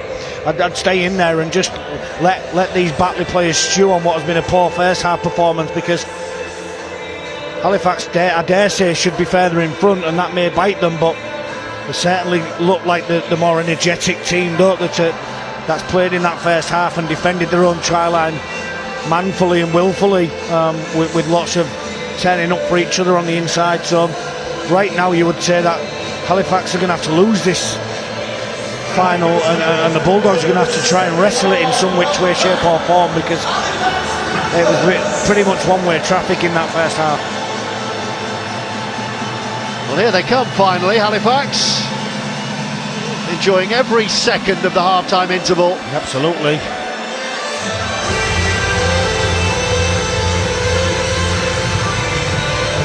Final 40 minutes of this cup final triple header at Wembley. St Helens women, Lee Leopards, both already having parties somewhere. There'll be no party for OKR, George, let me assure you.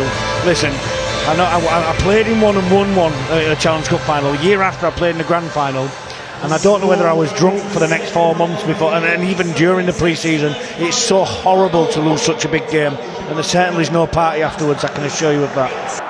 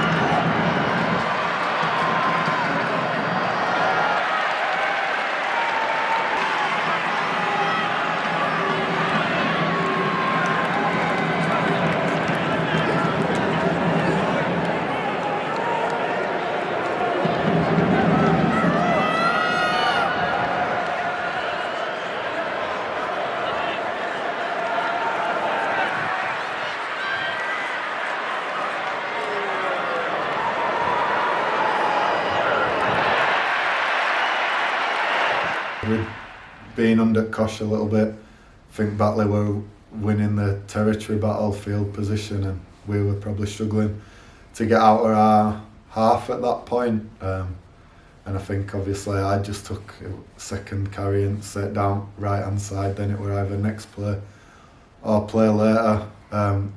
Zach took that carry. I think Manu were at. I was just at dummy at half, and it were Mikey Ward at marker, and I just looked up at him before I went down. I could see he were pointing to open side, which obviously I was going to pass to Assault who were on short side, and they had a winger and a marker going that way, and the marker looked fresh.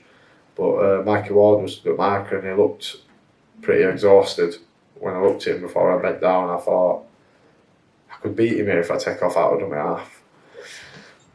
So I was looking like I was going to pass, play ball, and I just thought, nah, I'm just going for it. My thought were, you fat why have you not pushed through with him, honestly? And I think I was out on my feet at the time, but I was like, come on James, you just need to keep going. And I think we got into a bit of a survival instinct, and then obviously he makes the break and I'm going, that was the opportunity and you've missed it. So probably a bit negative really, but I was like, you've missed an opportunity there. It's your job to be on the shoulder. You should have been there. So that was probably what I was thinking there. But obviously I was like, go, I hope he scores. Yeah. I watched it from the bench as well, because obviously I'll probably come off of my stint then, and I watched that, yeah. What are you thinking then as Zach goes flying through? Finish it. Literally finish it. I've seen him do it before. You know, I think we played Bradford down here and he just comes out of nothing, and he's done it a few times actually, Zach. But that's his play, do you know what I mean? Broken play, tackle free maybe, and he'll pull something out of his hat. He's not that fast. So just ever going, if he pulls this out, how good it's going to be. But I guess that was one of those moments, I think we got the penalty off the back of that to kick it. And you got smoked, didn't he? Milked the penalty a little bit. He's gone to fly out, and he didn't expect me to scoot out dummy half, just expect me to pass. He's gone hard, and as I've come out, he's slipped. I think I'd have got away anyway, but he slipped, and yeah, it just seemed to open up for me. I don't know why. Louis Jouffre said it to me. He said, "Why didn't you use your left foot? Because it's the only step I ever use anyway." But I seemed to just burn sideways across the pitch. But ended up getting me taken off a bit, but we got a penalty from that, so that was nice. But yeah, that were a bit of a wild moment. I think I just made a break on Wembley pitch. And Zach has been doing this all season. It's a break he's done many times, and so all you hope is bring this on the big stage, and he did it. I don't think he gets enough credit for that, because Zach's he's relentless at what he does. He's got no thrills about it. He just goes about his craft, and I think he would have had about 40 carries before that where he got battered and bashed, but he was happy to do it again. And then obviously keep doing it. He broke the line, and he's done that a few times this year as well. I don't think they knew him running. They were putting a job on him because they knew he'd keep coming, and he comes up with big plays a lot, but he doesn't get enough credit for the stuff building up to that point where, yeah, he was banging his head against the wall for most of it, and then he ended up getting us, that sort of change that made us the game there, really. So if he didn't do that, then the outcome could have been different. It's just small battles that we've won in the game, and it was huge from him. I remember I'd just seen him run, I was like, just keep going, mate. Please be a bit faster. I think there was a lot of coverage coming from that side. I didn't look at this side, and Luke Cooley were placed in a good spot, so I just didn't know where to go or what to do. I just burnt sideways, like Louis said. Probably should have used my left foot, because I don't know what Aidan McGowan were doing here. But yeah, I probably could have done that. Maybe Louis Jouffre might have scored, but no, I went that way and got a high tackle. And thankfully, Louis got the kick. There's O'Brien with Jouffre on his right shoulder. Away, Mikey Ward, off the leg Percentage out! Rugby League from Halifax right now. Oh, you've just got off the leg in time.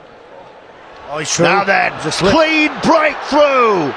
What an opportunity, good defence. They're back in number Batley. What a dangerous break that was from McComb. And I don't think Dale Morton makes a tackle here. I think he sees that he's slipping here, and he pulls out of it, and then when he goes to ground he jumps on him and makes a tackle. And I think the Panthers players rushing in here could be very much like the start of the Challenge Cup final we've just seen, George, where I think it's Asiata who makes one of them tackles again. See him go through here, Straight through, isn't he, Zach McComb? But I don't think Dale Morton makes an attempted tackle. As I said before, I'm quite cool now on game day, and I'm even cooler when he gets to my goal kick. To be honest, on game day, I could miss 10 kicks in a row. If someone don't come to change or tell me, "Oh, stop kicking," I will keep going. It doesn't get in my head too much. But maybe Wembley was a bit different. When first kick was a bit anxious because first one at Wembley in big stadium, start of the game as well, you don't really get into the rhythm of it, and then you're straight here kicking for points. But the next few conversion and when we take 2 for penalty, I was never in doubt, to be honest. I think maybe on both of them, as soon as I hit it, I turn around and get ready for the next kickoff. So 13 minutes into the second half to create the first possibility of points. Dufresne has kicked 2 from 2. This is a very nice angle, albeit a bit further out, 35 metres from the posts. A fraction to the left of centre to give the Panthers a 10-0 lead in the 1895 Cup final.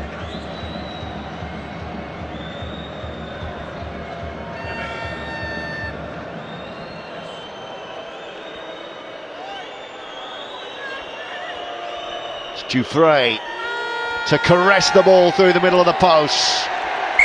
Bolus once more, 3 from 3 for Dufresne, and a 10-0 Halifax Cup final lead. You can't stress the importance of that, George, the importance of knocking over 2 points when it's on offer, whether that's to go from, try into 6 points as Brandon Moore goes over early, or whether it's another penalty goal to put them 8 in front and now 10 in front. Just keep that scoreboard ticking over, and a quality goal kicker often wins these big matches. O'Brien thinks about a kick and then delivers, but it's poor, really poor. Yeah, he might as well have passed that to Dale Morton, hadn't he? Oh, get down there and make the gets tackle there, up. O'Brien. Move Adam and square! Wait for Jacob. Go on. Step, James! 2. Lewis, straight out! Amy Kibula takes a breather. Go, Matty, you're not square, Matty G. Lewis, good. Alistair Leake's still out there and he's dropped the ball. Knock on, big moment in the final. And then he said something and Halifax have another penalty. I just can't speak like that. Is it Adam Gledhill who... Well, it was a knock on. The referee immediately upgraded that to a penalty. Lads, it's a penalty. Descent off Adam. Descent against Batley. Kickable penalty in front of the post. Dufresne's going to have another go here. Well, this puts them within 2 scores in front, doesn't it? And that means the Bulldogs, who haven't scored for 56 minutes of this game, George, have got to score twice in 25 minutes. So I've been a goal kicker since I was maybe 14, 12, I don't know, when you start kicking, play on the real pitch. So I tried plenty of them. I used to sprint onto the ball. I used to do the Johnny Wilkinson. I used to do every bit of thing. And then I think it started last year or 2 years ago. Obviously, Arthur Morg is my little cousin. He played for Catalan and he's a goal kicker as well. So off season, we always go train together, run or kick together. And then one day we say, we need to come up with something to get the exact same preparation for every kick. Something that make us feel good when we got the routine is very important. So we both love golf, and we say, that balancing movement that look like a golf swing make us smile, but it actually I think help us to get that same routine. So we both got a little bit different, but the movement's the same. I'm doing it and bracing at the same time. So I put the ball down, I'm walking back 4 steps, bend over, then 2 steps when I tap my toe. And then I start that golf swing 5 times. Every time I swing, I brace out. And then 2 times looking at the right post. That's exactly the whole thing. And then 1 step back and then walking slowly to the ball and kick it. Quite relaxed. I don't try to kick it hard. I know I got the power for reasonable distance from everywhere. I won't say I will never have a 60-meter kick. I leave that to Lockie. But anywhere else, I'll be alright. So I just slow them nicely and softly, and lucky for me, he went through more often than not. So I just keep this routine every time, and as long as it works, why change it? 3 from 3 from the right boot of this man, Louis Dufresne, to make it 4 from 4. He's already turned, he knows. It's a 12-0. Halifax Panthers lead with 23 minutes of the final remaining. The last tackle. What have they got, Batley? White, Meadows, they're running it on the last. They're going to get caught in possession, flung out the back door. What a pass that is! It's a wonderful Wembley try. And Batley are back in business.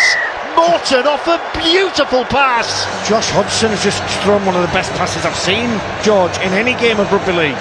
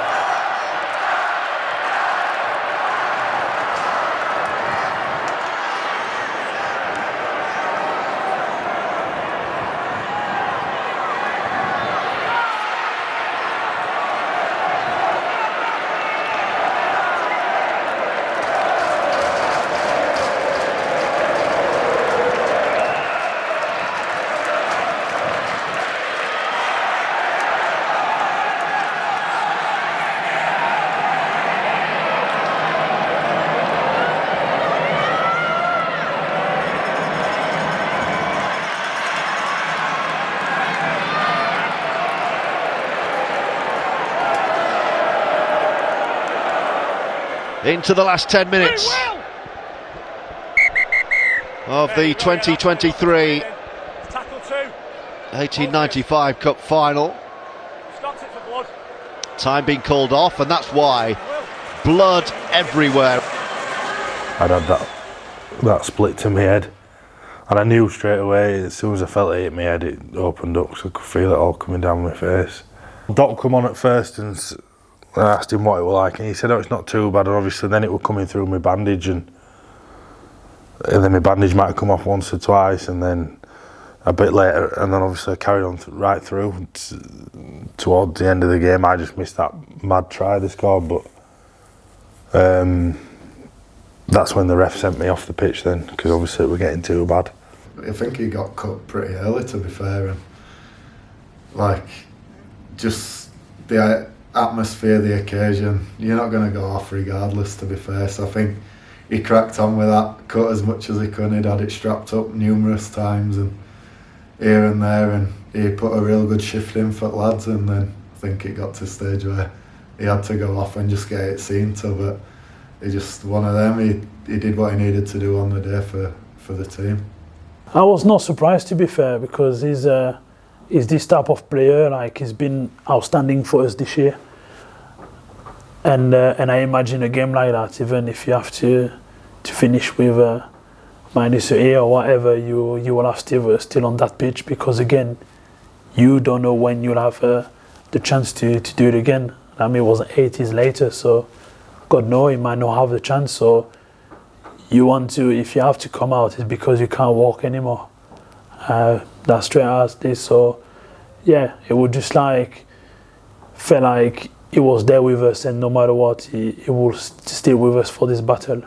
I think he only knocked him all off. It wasn't as bad as it looked. But he likes that picture, he's putting it everywhere. I think it must be the first time he's had a little cut and that. But I don't really know who Terry Butcher is. Were he a footballer? Yeah.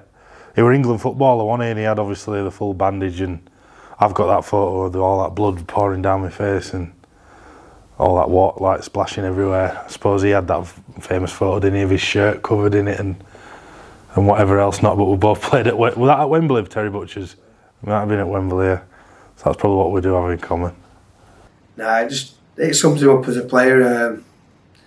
He'll put his head where it hurts, and he'll put his head probably where most people won't put their hands, you know. But he ain't got many brain cells, so there's not much to damage. So that's just Kelly. He'll put his body through it for the boys. He left some blood on the pitch as well, didn't he? If I remember rightly, he ducked his head and tried to to barge his way over head first, didn't he? And picked up a nice little scar for his troubles. And then Doc had another look and he said, "What have you done?" I said, "Well, hell, you told me it were all right. However many minutes, obviously first half. So what's different?" I said, "It don't look good that." So obviously, it wasn't a brilliant cut. It definitely sapped some energy out of me though. Did that? Made me feel a bit strange, I think.